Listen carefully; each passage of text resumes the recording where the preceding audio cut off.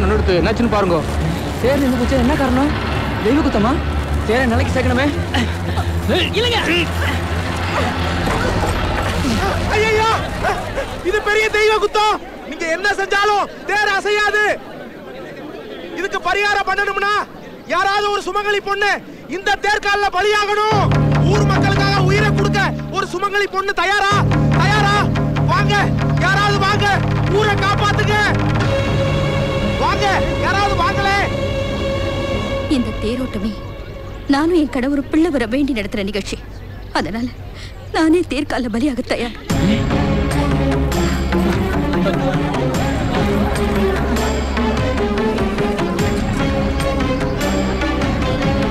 நிறுத்துங்க, நிறுத்துங்க. இது தெய்வ குத்தமும் இல்ல, ஒண்ணும் இல்ல. நடக்கிறதெல்லாம் சதி. நான் இப்ப சரி பண்றேன்.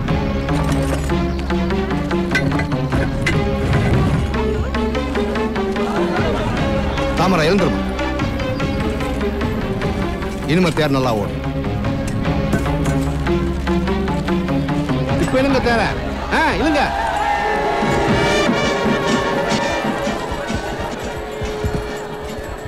நெல்லியங்கோடா, இனியும் புள்ள வர வேண்டிய ஊர் அலையாம உங்க உறையூர் மாளிகையில போய் சந்தோஷமா தங்கிருங்க. ஆண் பெண் உறவுல உருவாக வேண்டிய இன வளர்ச்சிக்கு ஆண்டவன் என்ன பண்ணுவான் பாவம். புரியுதா?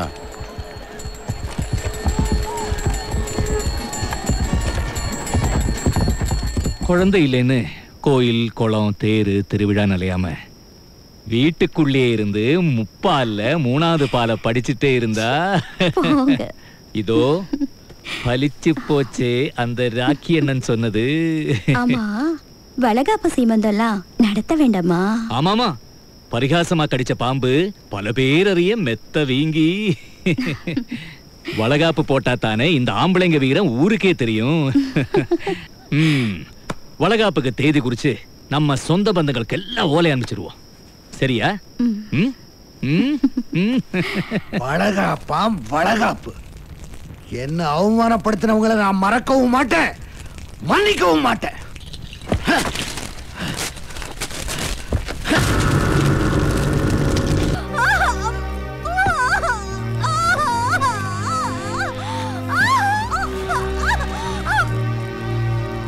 நிலுங்கம்மா, யாருமா நீங்க?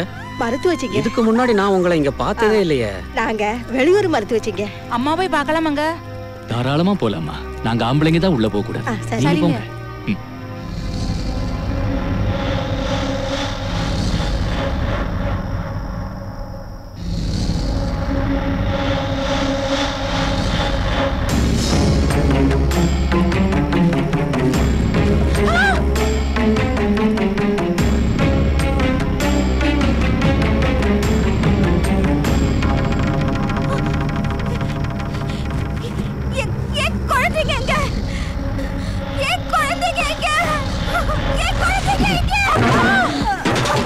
குழந்தைகளை காணோம். எனக்கு இவங்க மேலதான் சந்தேகமா இருக்கு. ஏய், இவங்களை காவல்ல வைங்க.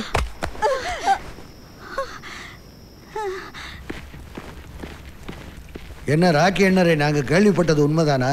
என்ன கேள்விப்பட்டீங்க? தாமரநாச்சிக்கு குழந்தை 2 குழந்தை பிறந்து 2 மாயமாயிடுச்சு. மருத்துவச்சிங்களை காவல்ல வச்சிருக்காங்க. அந்த 2 குழந்தைகளும் வளர்ந்தா எனக்கு ஆட்சிக்கு ஆபத்துன்னு இதோ இந்த செம்பக்குல நெத்தி போட்டுல அடிச்ச மாதிரி சொல்லிருக்கா. ஆமா, நான் சொன்னது அம்பாளோட வாக்கு, அன்னை பெரியகாண்டியோட வாக்கு. அம்பாள் வாக்கு பொய்க்காது. அப்படின்னா தாமரையோட குழந்தைகளால தலையூர் காளிமன்னனுக்கு ஆபத்துன்னா அந்த முள்ளு மரங்களை முளையிலேயே கிள்ளி எறியணும். அப்படின்னா அந்த குழந்தைங்களை கொல்ற வேலையை யாரு செய்யறது? நான் செய்யறேன். சரி, உடனே அந்த குழந்தைகளை ராக்கி அண்ணன் தலையூர் மன்னங்கிட்ட ஒப்படைக்கட்டும். மன்னரே அந்த குழந்தைகளுக்கு மரண ஓலை படிக்கட்டும். என்ன இருந்தாலும் பாவம் தான். குழந்தைங்களை போய் நாம கொல்றதுங்கிறது பகன்னு வந்துட்டா பாவம் பரிதாபம் எல்லாம் பார்க்க கூடாது மன்னா.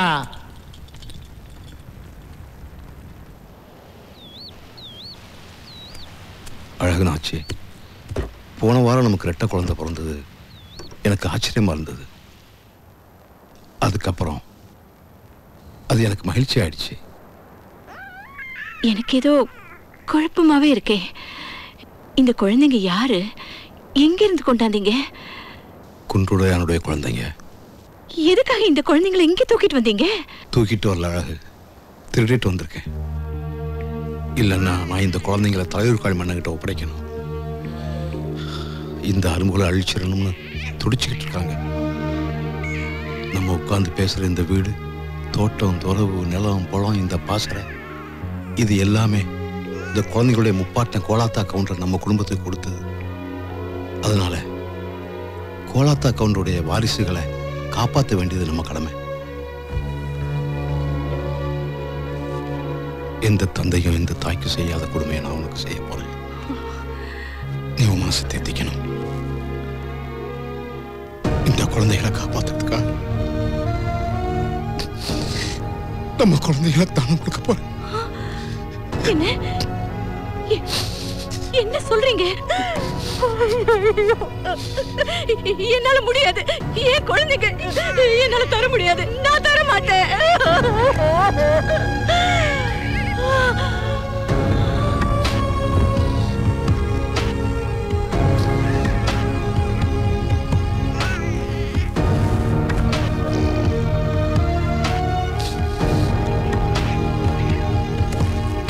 வீரமலை, நீ மறைஞ்சிருந்து நடந்ததெல்லாம் கவனிச்சுக்கிட்டு இருந்தது எனக்கு தெரியும். இங்க நடந்த எல்லாத்துக்கும் நீதான் சாட்சி.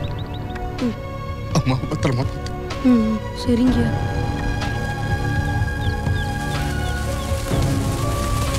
பாக்கி என்ன தன் மனைவியும் 2 செல்வங்களையும் பலி கொடுத்துட்டு உனக்கும் குன்றுடையானுக்கும் பிறந்து ராக்கி என்னனால தன்னுடைய பிள்ளைங்களா வளர்க்கப்பட்டு 7 ஞாயிறுகளா இணையற்ற வீரர்களா இதோ இதோ நிக்கிறாங்களே, இவங்க தாமா உன் பிள்ளைங்க. பொண்ணு சக்கு.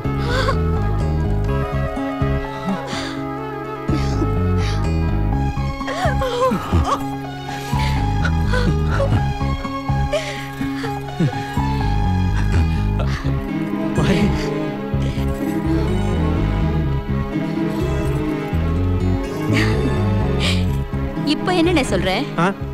உன்னோட வாக்குறுதி நிறைவேறணும்னா என்னோட தயவு உனக்கு வேணும்னு. ஆமாமா, தாமரையோட சபதமே நிறைவேறட்டும்.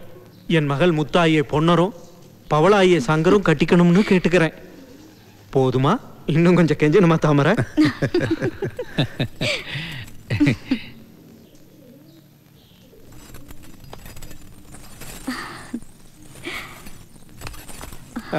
திருமண ஏற்பாடுகள் எல்லாம் தொடங்கலாம் இல்லையா? எங்களுக்காக தன் வாழ்வையை தியாகம் செய்த ஆசானின் விருப்பத்தை அறிந்த பிறகு எந்த முடிவு செய்யப்பட வேண்டும். ஆமா ஆமா, பொண்ணு சொல்றதுதான் சரி. அப்படியே செய்வோம். வாங்க போய் ஆசான பாப்போம். வாங்க. மாந்தியப்பா, என்ன சொல்ற? 1000 வீரர்களை கொண்ட திறமை மிக்க படவீரர்கள் இருந்தோம். நம்ம கோட்டைக்குள்ளே புகுந்து தம்சம் பண்ணி நம்ம படவீரர்களை கொண்டு குமிச்சிட்டு போற அளவுக்கு வந்தது யாரு? அது வேற யாரும் இல்ல. தாமரைக்கு பிறந்த 2 குழந்தைகளை கொன்னுட்டீங்கன்னு நினைச்சிட்டு இருக்கீங்களா? அது இல்ல. அவங்க 2 பேரும் இன்னும் உயிரோட தான் இருக்காங்க. அப்ப ராக்கியனை நம்மளை ஏமாத்திட்டாரா? தாமரைக்கு பிறந்ததுன்னு கொல்றதுக்காக 2 குழந்தைகளை கொண்டாந்து கொடுத்தாரு. அது மாயவர் என்ன லேசுப்பட்டவரா? பொன்னரும் சங்கரும் இன்னும் உயிரோட இருக்காங்கிற விஷயம் அவருக்கும் தெரியும். இப்ப அந்த மாயவர் எங்க?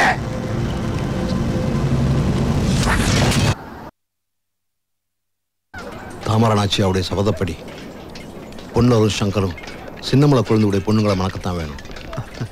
அது எனக்கு எந்த விதமான ஆட்சேபனையும் இல்லை. என் குல குழந்தைகளை காப்பாற்றுறதுக்காக என் குடும்ப குழந்தைகளை கொண்டு போய் தலைவர் காலிகிட்ட ஒப்படைச்சேன். குழந்தைகளை கொடுத்துட்டு என் மனைவிக்கு எப்படி ஆதல் சொல்ல போறோம்னு கவலையோட வீடு திரும்பின எனக்கு அந்த கவலையை கூட கொடுக்க விரும்பாம அழகுனாச்சு இந்த உலகத்தை விட்டு போய் சேர்ந்துட்டான். அதுக்கப்புறம் ஒரு நாள் அவ சமாதியில் ஒரு சபதம் செஞ்சேன். அழகுனாச்சியாரு, உன் குழந்தைங்களா கொண்டுட்டேன்னு என் மேல கோபப்படாத. நம்ம குழந்தைங்களை இந்த நாட்டுக்காக இந்த மண்ணுக்காக அர்ப்பணிச்சிருக்கோம். நம்ம குழந்தைகளுக்குள்ள காரணமா இருந்தவங்கள இந்த குழந்தைகளை வச்சு பழி வாங்குவேன். அது வரைக்கும் இந்த குழந்தைகளை நான் பிரம்மச்சாரிகளா வளர்ப்பேன், பழி வாங்குவேன். இது சத்தியம், சத்தியம், இது சத்தியம். ஆசானே, இது நீங்க செஞ்ச சபதம் இல்ல, நாங்க எடுத்துக்கிற சபதம். இது நிறைவேற்றி தீரும். இது சத்தியம், சத்தியம்.